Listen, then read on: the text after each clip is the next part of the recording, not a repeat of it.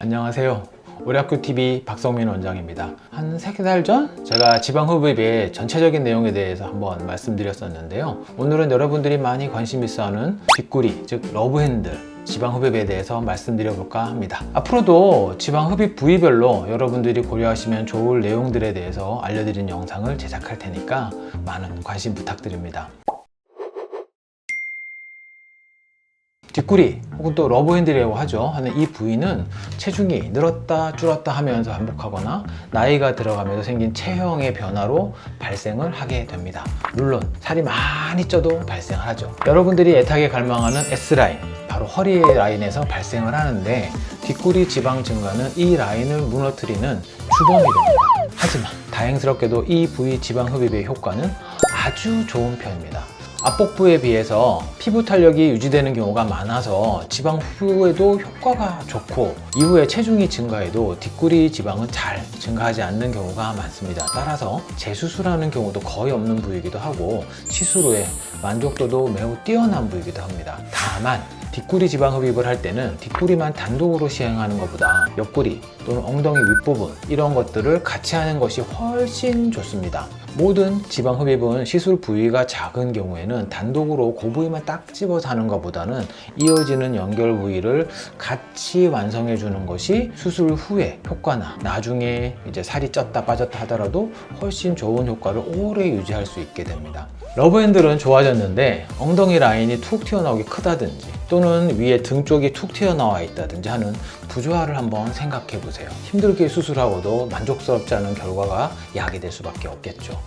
실제로 예시로 제가 시술했던 여러 가지 케이스를 보면서 한번 설명드려 보도록 하겠습니다. 첫 번째 사진을 보시면 러브핸들과 등 사이에 주름이 이렇게 가 있죠. 살이 찌다 보면 이렇게 주름이 찌는 경우가 꽤 있습니다.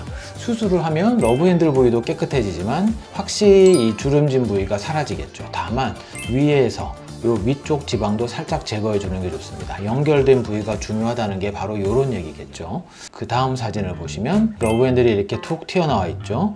요 툭 튀어나와 있는 거를 싹 제거해 주는데 밑에서 보듯이 요 엉덩이 윗부위가 연결된 부위가 되겠죠. 요 연결된 부위가 살짝 곡선이 이어지는 요렇게 하는 게 좋고, 만약 여기를 안 해버리면 여기서 엉덩이 밑부분이 툭 튀어나와서 허리는 가늘어졌지만 라인이 제대로 형성되지 않겠죠. 물론 이분도 옆구리에 여기 주름져 있는 요것도 해결이 돼버렸죠.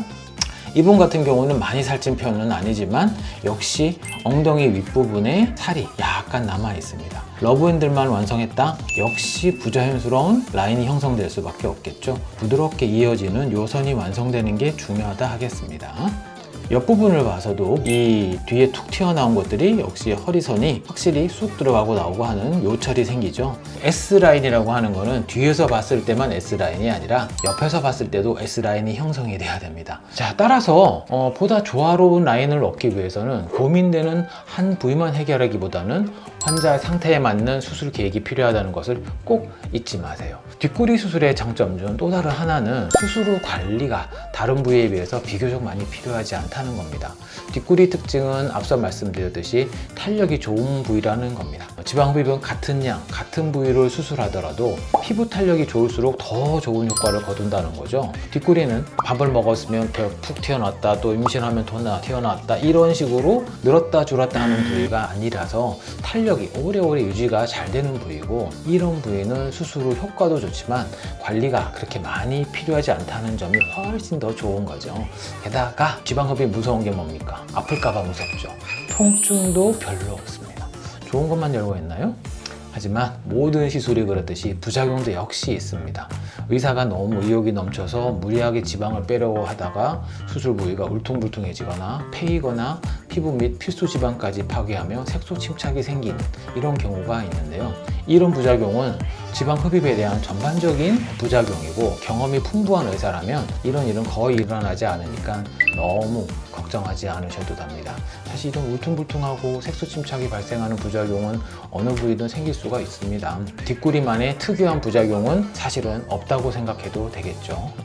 열심히 다이어트해도 잘 빠지지 않는 부위가 옆구리, 뒷구리 맞죠? 이런 부위들은 지방 흡입의 도움을 받아서 깔끔하게 정리하는 것도 좋은 방법이 될 수 있습니다. 특히 뒷구리는 다른 부위에 비해서 비교적 안전하니까 너무 걱정하지 마시고 내원에서 한번 상담을 받아보시면 좋을 것 같습니다. 이상 오래학교TV 박성민 원장이었습니다. 감사합니다.